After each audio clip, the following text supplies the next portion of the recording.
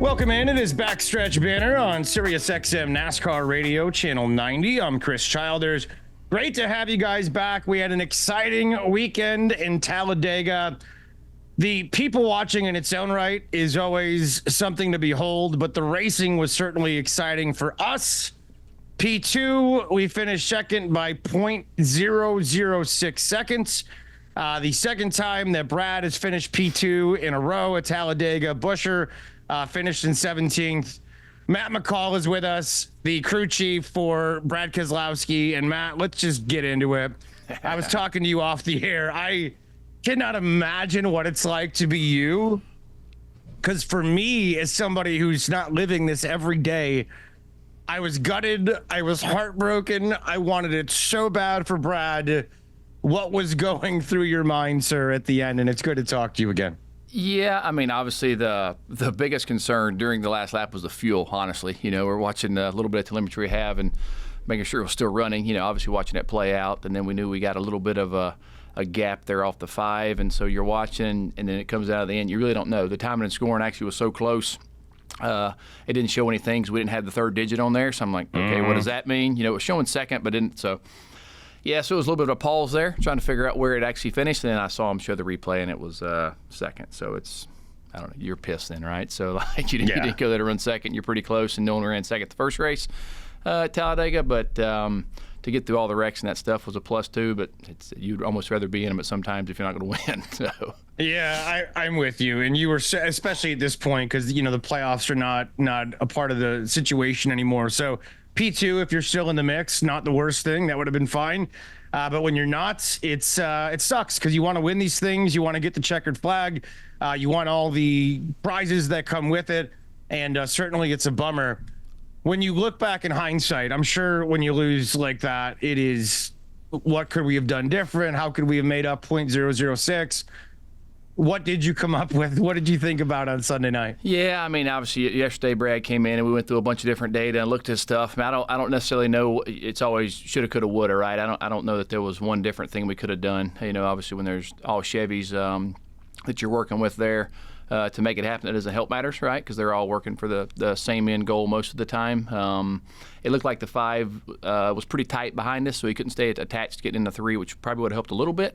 Brad did a pretty good job trying to get back to him without losing too much momentum. But, I mean, it's one of those things. I don't know what the different play would have been. Maybe could have pulled up in front of 47, but that's one of those things. If you get split, then you finish 15th, right? So, it's hard to say, right? When that's a scenario that there's probably not a right play except the one that won, right? So that's pretty much where we came to a conclusion. Well, you did all you could do, probably. I mean, it just is what it is, and you didn't have any friends around you at the end, and they had a lot of different manufacturer help.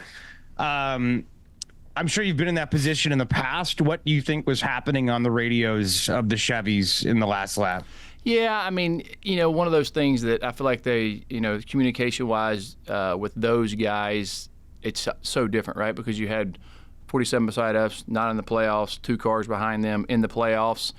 They're looking to get points and not getting a crash, you know what I mean? So that's obviously they want to win, but at the same time, they just need to get a solid finish with as many cars that they got knocked out of that are still in the playoffs. So I think all that comes into play where, you know, those cars, you know, the 5 and 24 potentially were just looking for a solid finish as well and not getting the mix and taking a chance of any damage, you know. So I feel like that's probably a big part of the finish as well.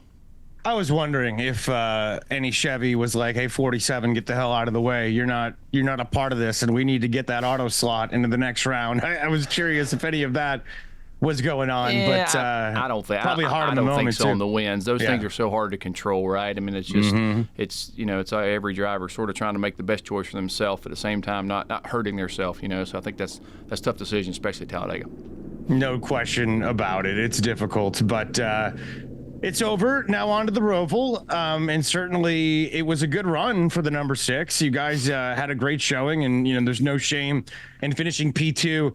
I've talked to you before, and I've talked to other guys on this team, but now that we're getting really close to the end, this has been a season that's been really up and down. There's been some bad luck. There's been For the 17, all kinds of bad luck on the other end of things. But how would you describe, in your words, as the guy that's making the calls, how this season's gone so far for number 6? Yeah, I mean, started off okay, got pretty solid there for a couple months. And then I would say we were pretty flat to still trying to get a little better. And then we started the playoffs, and it was just not good. Don't really understand completely what we've missed there. Obviously, we've gone back and tried to take a ton of notes and go through all that data to understand.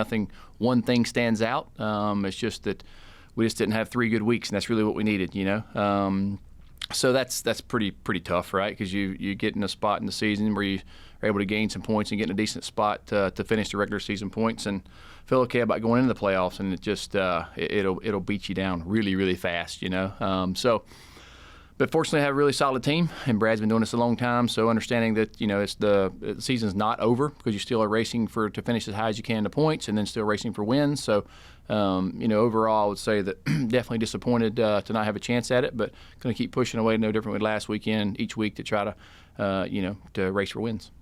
Yeah, I was wondering about that. And Matt McCall is our guest, the crew chief, because I think it's an interesting point.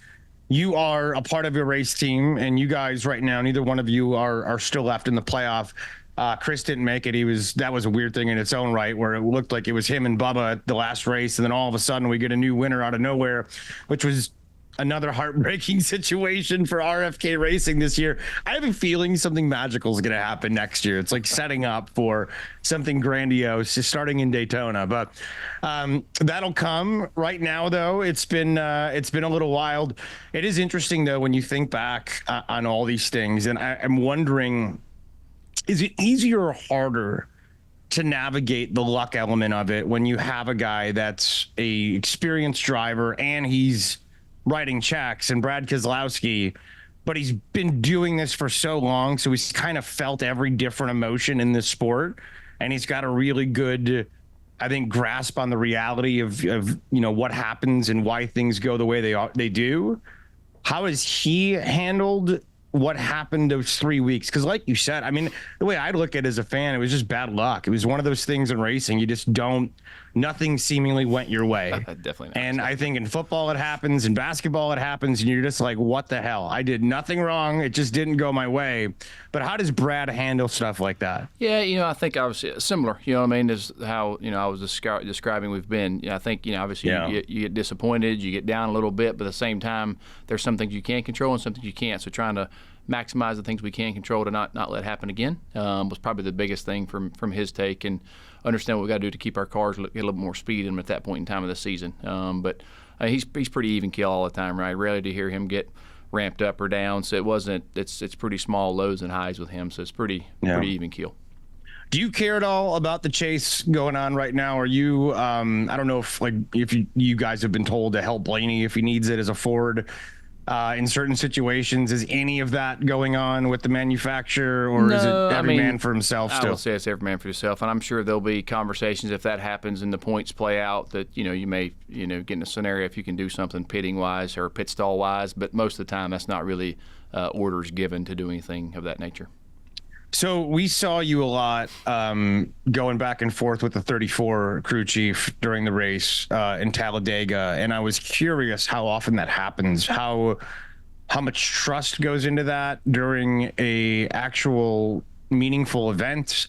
34 is always really good on those super speedways. Give us an idea, because it felt like there was a lot of interactive conversation going back and forth between you and their crew chief. Yeah, I mean, the biggest thing is we were trying to work together and also not hurt each other, right? When our pit stalls are on top of each other, so if we pit together potentially and they're behind us, it's going to slow their stop down, potentially hurt our stop. So trying to make sure we work out through that.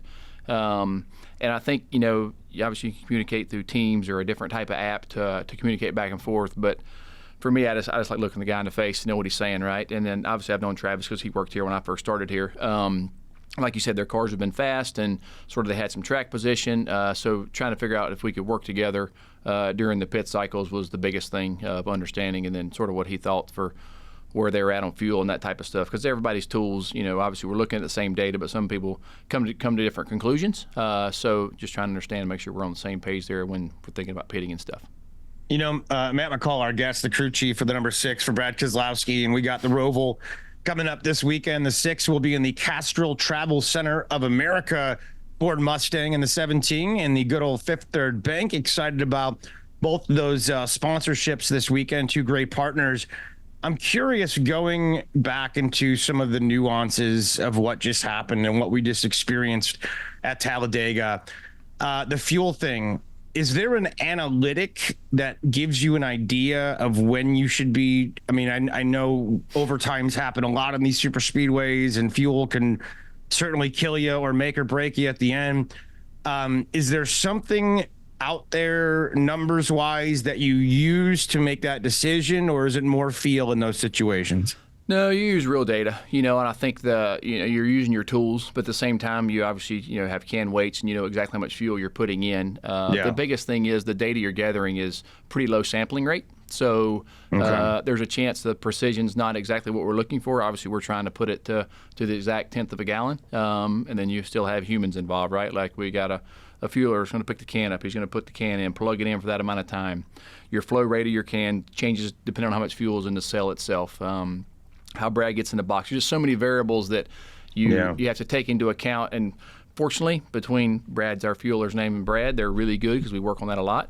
So a lot of confidence there, knowing that most pit stops and the amount of fuel we put in feel pretty good about what happens, but you still don't know till you leave the stall. So there's always that unknown for a little bit. And then the way the race played out the other day, Brad did a good job of saving some fuel that last stage, which allowed us to jump a bunch of guys when we pitted there with the amount of gas we put in. And then we rode around under caution for a while, and that's when you start to get a little bit nervous. You're like, okay, how many more laps going to ride under caution here? So fortunately it worked out. Not for the win, but worked out to have enough gas. So, yeah, there's a lot of variables there for sure, and a lot of human elements as well. So, yeah, it is data you're using, but at the same time, in the end, you still have to have a little bit of feel of what's going on.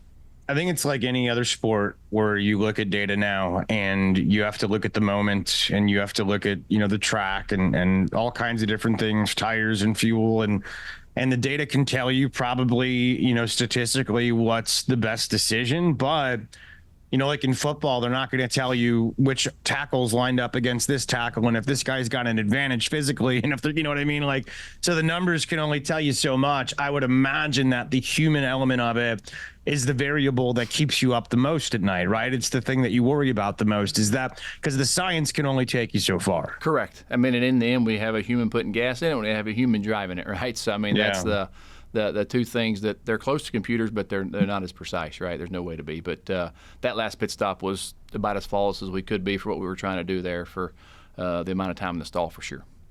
So, Matt, what was your view like of the wreck? Brad was able to get out of that.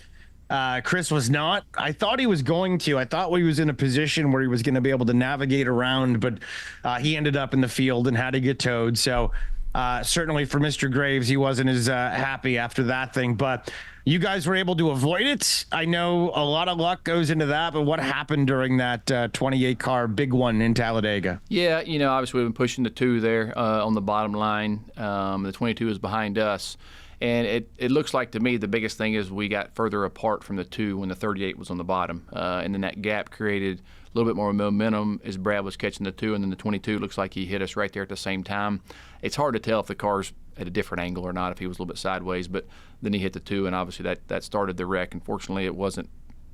I mean, it was inches away from getting hit in the right rear right there as the 2 came back down the track. So Brad did a good job avoiding that. A super speedway racing, people are sometimes. I don't think the 2 was saving gas at that point in time, but I don't exactly know why it was so much of a gain on the, except for the the gap we got from the 38 when 2 went around him, then we went around him. Seemed like that was created a little bit of a gap there. So, very fortunate to get through that, but that was a huge pile up, and then obviously the red flag, yellow flag scenario is definitely a little bit different than what you would normally expect of how that plays out, but that's the way they called it anyway. That's the way they called it, no doubt. Matt McCall is our guest. He is the crew chief for the number 6 Ford Mustang, which this weekend coming up in Charlotte at the Roval is Castrol Travel Centers of America. 2 incredible brands partnered together. Great partners for RFK Racing, and I'm sure they will be well represented at the track this weekend. Those representatives from those partnerships get a really good view sitting behind you and Scott Graves in the pit boxes a lot of times when they're at a racetrack and they get to watch what you do. I know you have to stay in the zone, but I have had the opportunity a couple of times this year to sit right behind you and watch you. And what amazes me about you is that you're able to stay, and I don't know how you do it, and maybe it was just the races I was at, but you're able to stay pretty calm, even if things go completely haywire and nuts. I mean, there was, I forget which race it was I was watching, but something awful happened to Brad where he was in the race. It might have been Nashville, and then all of a sudden he wasn't. I didn't even know that he wrecked because couldn't tell based on the radio. Is it important for you to manage your emotion when you're a crew chief or not? Or are there some guys that are nutty and it just is who you are? Maybe some of both, but I definitely think it matters, right? Because you can dictate a lot of things there with negative emotion, so that it's really hard for me sometimes. And there are times that I still can't control it, but for the most time I try to. There's been 2 or 3 this year that I definitely recall that I did not, but for the most part try to, because it's most of those things that the race isn't over, right? So whatever happens, you still have to stay engaged to figure out to make the best of whatever that scenario is, which is hard to do at the time. Like speaking of Nashville, that was a frustrating one for sure, but knowing we're still maybe a chance to be in the race, so hated to give up on it. Yeah, you guys were spitting fuel out at the end of that race. It was crazy. It was just insane what was going on with that race car. When that happens, because the 6 was, I don't remember what lap it was on, but it was in stage 3. It was later in the race when that happened. When stuff like that happens and you've run such a good race, do you just throw your hands in the air? I mean, I think that was the one where I didn't even know. It might have been because you were so invested in the moment and you're just shocked that happened. Is that what's going on? I mean, not shocked for sure. As long as I've been doing this, I would love to be surprised this day and time, but there's not much of surprises to me anymore, I feel like. But no, I think, fortunately, I'm very lucky that the team I have that we work with, I recall the race that you're talking about and knowing that we're trying to how to get gas in it. And I remember Nick and John like, there's no vent hose or any type of fill hose on this thing. How do we get gas in it? And they just sort of came up with a little bit of approach to get a little bit. And we actually never knew how much gas we were putting in it. We just knew that we were adding some, and we were spilling a lot. And fortunately, I don't think NASCAR saw how much we were spilling at that point in time, or that wouldn't have been good. So we're just trying to make the best of it to get as many points as we could that day. Yeah, it was literally trying to piece together a finish, and you guys made it happen. It was pretty interesting though to watch it, and I think a lot of fans just have. It's so hard on TV if you just watch races on television, because it's really hard because they're just switching back and forth from the cars to get a real idea of the drama that is happening there on pit road, but it is real. And next time anybody goes to a race, just kind of watch what's happening. And it's interesting stuff, to say the least, in those moments. And like with Brad, he was literally spitting fuel the second that he left the pit box. Matt McCall is our guest. Let's take a break. We'll get into the Roval. I saw another one of the drivers from a different team was lamenting about the configuration. We can get into the configuration of the Roval, how you feel like the 6 is going to run when we come back with Matt McCall on Backstretch Banter on SiriusXM NASCAR Radio. We're back here, Backstretch Banter, SiriusXM NASCAR Radio, channel 90. Got a big race coming up this weekend. RFK is getting ready for the Roval, which is, I don't know, it's got to be just a few miles down the road from the shop in Concord. The Charlotte Motor Speedway is the host this week. The Roval is the road oval. And Matt McCall, our guest to talk about it, who is the crew chief of the number 6. We've talked a lot about Talladega, what happened last weekend. We finished really close to winning. 0.006, I think, was the margin. So to make that up this week would be fabulous to see the number 6 in victory lane. Matt, the Roval, I said this a minute ago, there is a driver out there that is complaining about the reconfiguration, not liking it. I don't know if you've had a chance to look at it much, but your thoughts on said Roval, sir? Well, I think everybody's been the same course, so that's a plus. Yes. I don't know what you can complain about. But no, I mean, I think it's just going to be different. I think there's a couple blind spots once you come out of the infield to the new section right there. I don't know. I'm not driving it, right? So I've just seen the layout and seen the work the simulator we've done. There is some roughness. It looks like it'll be into play a little bit right there with this car. So I mean, it's just different, right? So, I mean, I think I don't know if there's a negative to it. I guess we'll see how it plays out. Do you know why they changed it? Was there a rhyme or reason, or just for fun? I don't believe I was in these conversations. I think it's a normal Charlotte Motor Speedway thing. Let's just change it because we can. Well, let's change it because we can, and maybe it'll be good, maybe it won't. We'll see. Well, it'll be interesting, and like you said, everybody's got the same playing field here, so it's not like it's going to give anybody an advantage over anybody else. How do you feel about the road courses and the way that Brad has run them this season? Yeah, I mean, I feel like we've made some gains. I don't think we've necessarily got the results of some of the speed we've had. I look at Chicago. That was probably the best we've qualified at a road course since 22. Then obviously the rain and all that stuff, and we had to start in the back because we got damage in qualifying. Watkins Glen, the speed was okay. Obviously 17 was really good. So I feel like we've made some headway. So I mean, a little bit optimistic there on what type of speed we'll have at the Roval. Last year at the Roval, I would say we're probably that 12th to 15th place speed. So we'll see if we can capitalize on that to be a little better. When people are racing for playoff points, that definitely gives you more opportunity to jump the stages to gain track position. So sort of like Watkins Glen played out, like most of those guys will be racing for stage points if they have to. So there'll be a couple that probably won't, but for the most part, most of them will be, and I think that'll come into play to give you an advantage to try to keep track position for sure. Watkins Glen was a 3-spotter track. Charlotte Motor Speedway, how many spotters involved for the road course? Just one? Or? We'll have 2, but they have moved I say they've moved it. TJ will be spotted in the same place as always spot, but it's actually the check-in spot, which has always been the problem. Like they had the check-in spot in a different spot at Charlotte, so you had to have a guy there, and no spotter really wanted to spot from there. So they've moved that now, so I think one's probably would be sufficient, but I believe we're going to have 2 this weekend.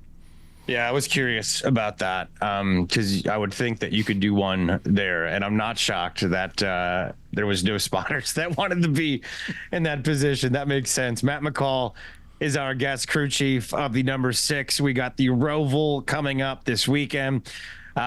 We've had some interesting road courses this year. Chicago, certainly we had Watkins Glen a couple weeks ago, which was great for Chris, who won that race, and to me, it was bittersweet because, like, it was great to see him win, but thinking back to Kansas and .001, and like that win would have got him into the next round. It would have been pretty amazing. So that's the weird thing. Like, for example, Brad last week, it would have been bittersweet in some ways, thinking, Correct. Well, things would have gone well the first 3 weeks. Then all of a sudden, we're sitting in the round of 8 and a chance to get to the Final Four and a championship opportunity. But woulda, coulda, shoulda.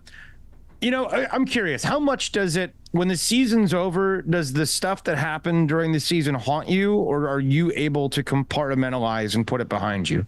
No, I don't think it haunts me. I think the biggest thing is just understanding, what those mistakes are, and if we can control them, don't let them happen again, or try not to let them happen again. I mean, there's I don't know, this sport, if you let it haunt you, you would probably die in about 6 weeks. But no kidding, it'll humble you in a heartbeat. So it's I definitely am able to not let that happen. It's like the sport of golf. It'll if you let it control you, it will. Yes. It will absolutely do it. And I know some pros that have completely let it overcome them and ruin their emotions. Matt McCall is our guest. It's an interesting season because we're almost done. I mean, it's crazy that it's gone by so damn fast, and we're sitting here and we got a few weeks left to go. What have you talked about internally? What was the Monday meeting like coming out of Talladega? Are there meaningful goals? Are there things that, other than just have your best finish and try to get to victory lane, are there things you want to tinker with to see if they'll work or not going into next season? Yeah, for sure. Obviously, with 2 intermediates coming up, there's a couple of small rule changes for next year for intermediate stuff, but nothing too large that wouldn't allow you to try to work out of the box that you would normally work out of. Since I feel like our intermediate was pretty solid for a while, maybe it's off just a little bit. So definitely gives us an opportunity to work on that to look forward to next year. Do we make too much of the carryover from one year to the next? Because I think with Chris, there was all this talk about 3 wins last year, and everybody's looking at Chris, and Chris had a good season, just had some bad luck, and it didn't go the way that he wanted to from a playoff perspective, but still got into victory lane. But how much of it can carry over season to season, or is every season honestly completely different? Yeah, I mean, it's just every weekend's different, right? Like Sure. Chris is a prime example. Last year, obviously, probably a career year. This year, I would say not bad, like you said, but not where they want to be, and no different for us. You look at the 45 as an example. He won the regular season points, and really, from what their speed's been, it's not been there for the first X amount of races. It's so easy to get off and really hard to get it back.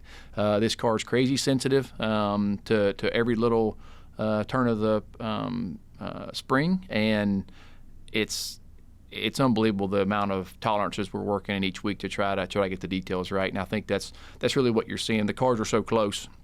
You know, I mean, you see it all the time. There's 1 or 2 cars, 3 cars maybe that can come pass through the field. The rest of them, if they get track position, that's where they run, you know. So, and I think that's what you're seeing more of. I mean, I think we would have had 3 non-playoff people win races in the playoffs. I mean, so I think that's a testament of how tight it is.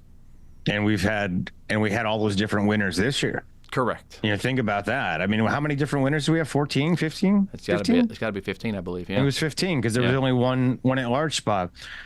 Which is crazy. I mean, I proposed that to people in the past. I would always ask people, like guys like Dave Moody, like, what happens if we have more than 16 winners? Because it could happen, right? And they're like, oh, that's not going to happen. Well, it almost did. I mean, we almost got there, and we have seen it in the playoffs carry over with the other winners. So I'm curious, has that been talked about at all internally about what we do down the road if that ever happened? Or I mean, it'll be points based then, you know. And is that what it is? Is pure points? Correct. I mean, but somebody thinks they're in and could not be in. Correct. That's crazy. Oh, yeah, I think that was scenario when the 3 won. I think it was close there.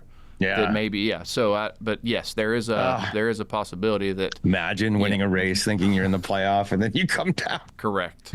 That would be another level of getting kicked. Right in an uncomfortable spot as a team, no doubt about it. Matt McCall, our guest, who is the crew chief of the number 6 Castrol Travel Centers of America. Ford Mustang this weekend as we go to the Charlotte Motor Speedway. The Roval is the site. How much time do teams spend at the Roval testing? And I guess not the Roval, Charlotte Motor Speedway in general, whether it's the Roval or the Oval. But how much time gets spent considering there is a first-class track not far away from home? Yeah, I mean, it's all simulator, right? You can't do any at-track testing. You know, there's the wheel force stuff, but there wasn't. Oh, you can't do anything, so it's all simulator. Okay, interesting. Yeah, I mean, all the testing is it'll either be a tire test or a wheel force test, which is basically tire testing, and those are designated throughout the year, and we have not had that at the Roval. So this is all purely based off simulator work before you get there.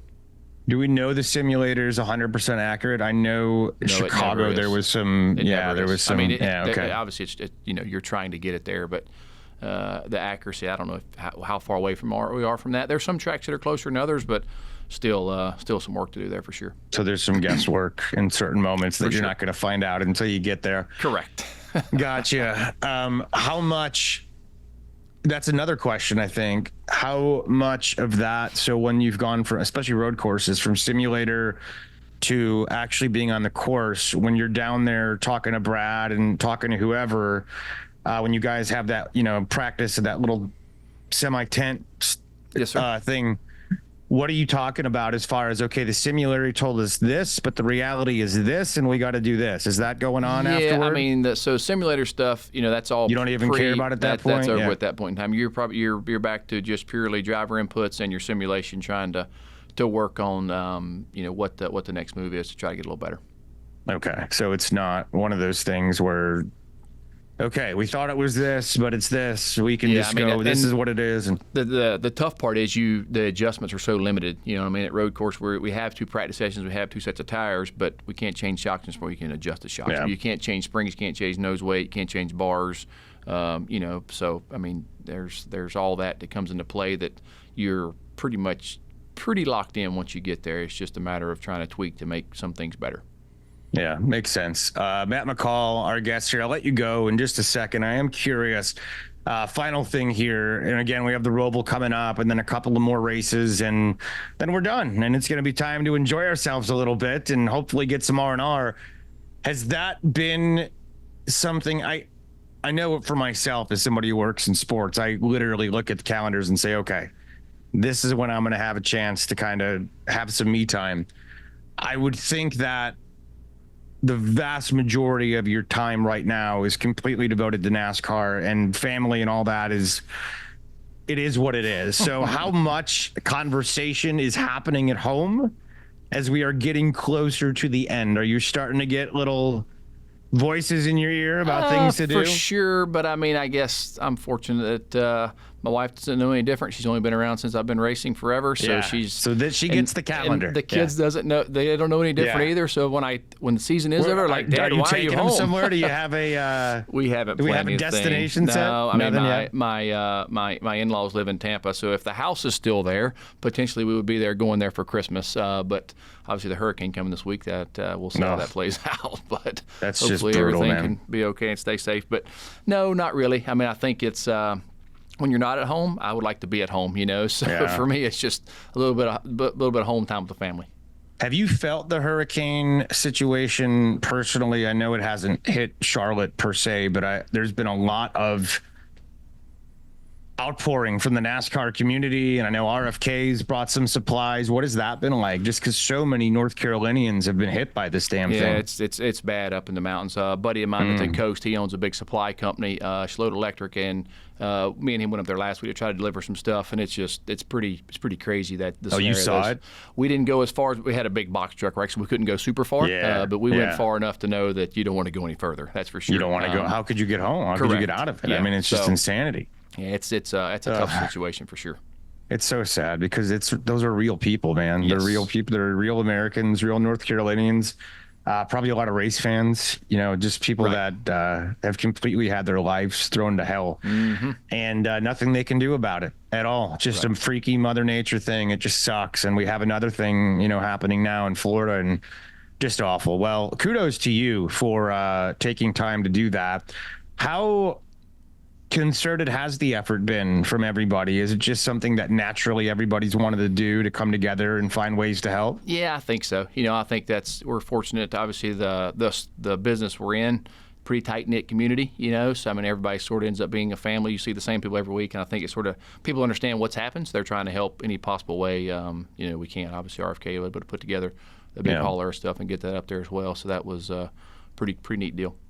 All right, before you run out of here, this is the last thing that popped into my mind, I promise. But how aware are you, as you're calling a race as a crew chief, of what's happening around you and what everybody's playoff scenario is? Do you know everything and how aggressive everybody might end up being? Are you looking at a race like you normally would?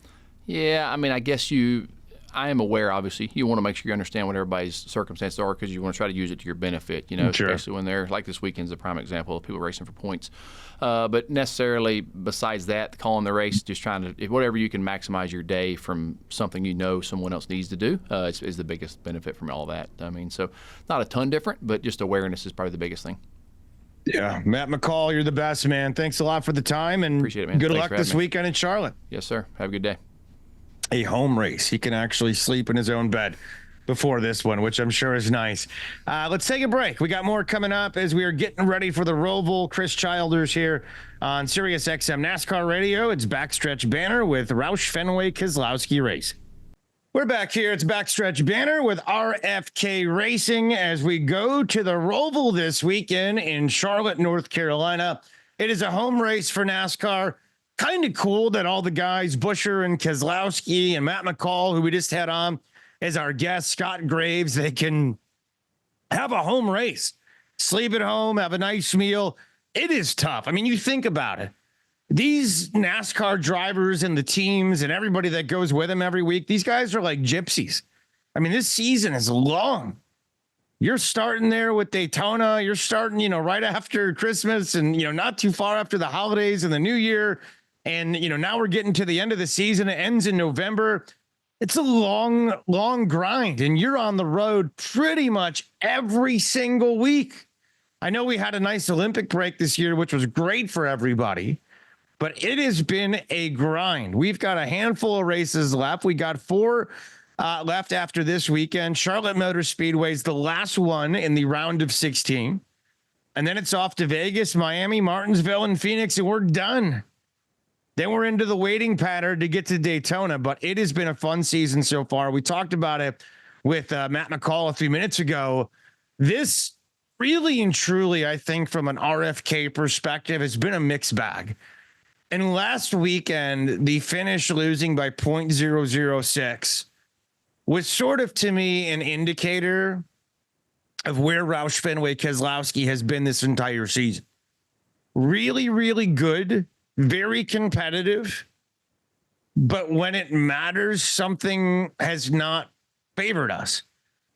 You know, either there's 5 Chevys sitting around Ricky Stenhouse to help him get there, or, you know, whatever it is, 0.00001 in Kansas, which I still don't believe. I watched it again today. I've watched it at least 400 times, the finish of the Kansas race with Larson and Buescher, and every single time, there's not one single time that I ever think he lost the race. So it's been one of those messed up kind of years, but you got to think for a team that's doing so much right, that's putting itself in position, and it doesn't have the resources and the money and the spending that Gibbs has and some of these other major teams. I mean, this is a 2-team operation that has been unbelievably competitive, and they've been smart. Brad Keselowski got into this thing and was smart about the way they spent money and the resources, and he knew what they needed. Because he does this for a living. He understands. And look at the results. And I got to believe that something magical is on the horizon. I got to believe.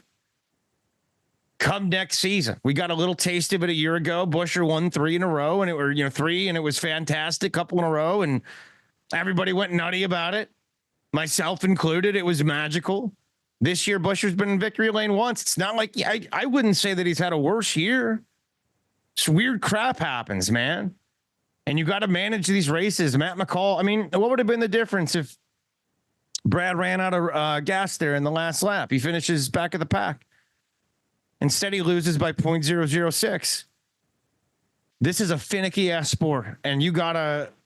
What's amazing to me is what we talked about with Matt McCall is the analytics of it all. Think about the analytics that are in play in NASCAR.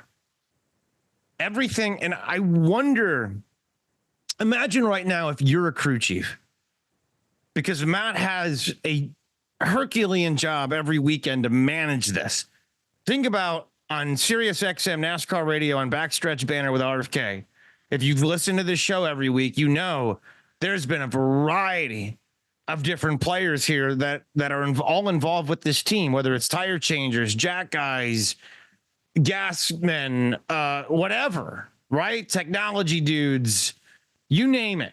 We've had social media managers. We've had all kinds of different people that are a part of this every weekend trying to help the team get into victory lane.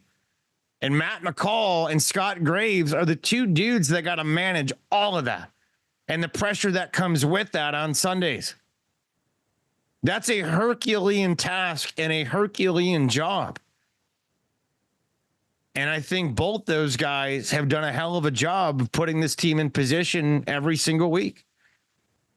You look at the sponsorships that they've cultivated throughout the year. Think of the value. BuildSubmarines.com every week. You know, we just saw BuildSubmarines.com all over television this past weekend in Talladega. And we've talked about that company and what they do. They serve the United States of America. You're not going to find a more patriotic fan base than NASCAR. We're a blue collar people that like blue collar things. And at the end of the day, we love our country. It ties every one of us together at the track. I might be a fan of the 6 and the 17, and others are going to be a fan of the 9 and the whatever, 22, etc. But we all come behind that red, white, and blue. You're not going to find a more patriotic fan base. And for BuildSubmarines.com to get that and say, hey, there's going to be able-bodied people, mechanics, people that like working on stuff, cars, car people. You know what car people could probably translate it into? Building submarines. And you know what? We need them to defend our country. We have the most powerful military in the world. And people like us, because of NASCAR, because of Roush Fenway Keselowski Racing, understand that there's careers available for people like us to help build some. I mean, are you kidding me? How cool. Could you imagine a more noble profession? That's the value of Roush Fenway Keselowski. Think of Fastenal every single week. There's not a company out there that's more versatile than Fastenal. And mostly every week, Chris Buescher's got that thing on the hood. Now, he's got other great partners. This week, Fifth Third Bank's an outstanding partner, and they've done wonderful things with their activations, wonderful things. And they are a powerful, reliable, fabulous bank. I'm a customer myself, and I cannot say one bad thing about them. They are outstanding. Their customer service is off the charts. When you're, going on a overseas and you needed foreign money, boom, like that. I mean, the fact that they're a national bank like that, it takes, other banks will take days. They do it in seconds. Unbelievable. How about Castrol? How many of us love Castrol in our car? I mean, we got sponsors that are useful to us as NASCAR fans. And I think we give them a lot of bang for their buck. And I think it's kind of neat to talk about it. I mean, think about the great activations. We've had Consumer Cellular with the almost half off convertible. Are you kidding me? How brilliant is that? And how many people out there don't need these? How many people look at their cell phone seriously? I know I'm one of them. As we talk about the wonderful partners at RFK and Consumer Cellular, but how many times do you look at your cell phone and you're like, I wish I could throw this thing out the window because I'm constantly getting bothered by it. I constantly have the urge to look at TikTok or Instagram or Facebook, whatever the heck it is that you're into. And it's rotting your brain. And you're like, I just want something simple. I want to make calls. I want to make texts. That's it. And you got these incredible companies. So you don't have to spend an arm and a leg like Consumer Cellular. And we, through Brad Keselowski and some good marketing, can get the message out there. We have wonderful partners, and if you'd like to be involved with it, I would really suggest that you contact the great people at Roush Fenway Keselowski. You're not going to get lost in the mix. This is a 2-car team. And I have talked to several members of the community that work from a sponsorship perspective. We've had representatives on from Consumer Cellular. We've had representatives on from Fastenal, Fifth Third Bank. And every one of them has mentioned, I mean, this is a team with history. This is a team with pride. This is a team that resonates with NASCAR fans, even if you're not an RFK fan exclusively. I guarantee you have respect for the brand and the name and the ownership. And I think we've seen a pretty substantial relationship this year because of it. And it's pretty cool. So again, have your eyes on the number 17 this weekend in the Fifth Third Bank Ford Mustang and the number 6 in the Castrol Travel Centers of America. Those things are awesome too, the Travel Centers of America. How many of us have been on the road and you're out there, and there's some good gas stations out there now, but they're getting too flashy. They're getting too much. They're getting too big. There's a chain in Texas that's just, it's great a couple times, but it's too much. I want to get in. I want to get out. I want to get a nice meal, nice tank of gas, little beef jerky, and have good service. Travel Centers of America have been fantastic at that.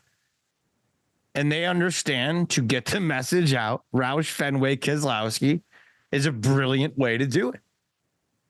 So again, we encourage any company out there that's looking for a way to maximize their brand with our team, please contact us, because it really has been fantastic, the partnerships this year. And we've had a joy sharing their message because we got some great ones that do really substantial things for the American people. Let's take a break. We'll come back, give some final thoughts on the Roval this weekend as we get ready for the Road Oval in Charlotte, North Carolina. It is a home course for RFK and the rest of NASCAR. We'll get into it more next right here. Chris Childers on Backstretch Banter with RFK Racing. All right, we're back here, Sirius XM's NASCAR Radio. Chris Childers. We are getting ready for the Roval this weekend. Great show, lots of fun. Matt McCall was a part of it. The crew chief for the number 6 car for Brad Keselowski as we get ready for the home race in Charlotte. This is a special weekend. I know Eric Jones and several other drivers are participating. Jones is kind of the catalyst behind it, but there's going to be pink window nets on the cars this week, and essentially to raise awareness. I mean, pink is the universal color for breast cancer awareness. I think every single one of us knows somebody that has been impacted by cancer and breast cancer in particular. I will say this, not to make it about me, but one of my greatest friends in the world is a girl by the name of Valerie Haynes. And Val last year passed away at the age of 42. She was my one of my best friends. We were incredibly close in college. Her husband, Todd, and I are fraternity brothers. She was the sweetheart of our fraternity. And one day she just found a lump. And a couple of years later, she was gone. Just like that. It is incredibly awful. It is incredibly scary. And I know all of us see these gestures. We see NASCAR in the nets and Major League Baseball and pink bats and the NFL, and they have a breast cancer weekend with pink shoes and different shirts. But I think we all need to remember what it is the cause is actually about, and doing everything we can to put resources into finding a cure. Too many of our mothers and our wives and our daughters and our loved ones are getting taken by this stupid ass disease. And it's stupid. It's awful. It should not have this kind of power over us. And I credit Eric Jones and everybody else and NASCAR for getting behind it. By the way, a kudos and a shout out to the winners last week. The Ricky Stenhouse pit crew was a Roush Fenway Keselowski crew. It was our group that was out there helping the number 47. Pretty awesome to see our guys celebrating in victory lane. I mean, it would have been more awesome to see the number 6 in victory lane with the RFK pit crew guys. But you know what? It is what it is. And we're still extremely proud of those guys. And they had a heck of a Sunday celebrating a W. Getting into victory lane is no small feat at all. We all know that. And for those guys to be in that position to have success and a win, we wanted to give them a shout out and give them some love and kudos to Ricky Stenhouse's team, their pit crew, who is a part of the Roush Fenway Keselowski group. So good for them. Kudos and congratulations. But this week, boys, you let the 6 and the 17 get into victory lane. All right, let's make a deal. Let's do it right now. Great to have you guys alongside today. I want to thank everybody for helping us put it on. Kevin Woods, awesome. Brandon Lee, we appreciate his help as always with the rundowns and putting together the show. Thomas Burfield is the guy that runs the entire thing. He's terrific. Elijah Burke is our social media master. We got Alec Walt, our producer for SiriusXM back in DC, who is really great at helping us put on this show. We appreciate everybody. Looking forward to a great week. Watch, get excited. Few more weeks left to go, and then we're done. So savor every last second of racing before the off season. I'm Chris Childers, and we thank you for listening. It is Backstretch Banter on SiriusXM NASCAR Radio, Channel 90.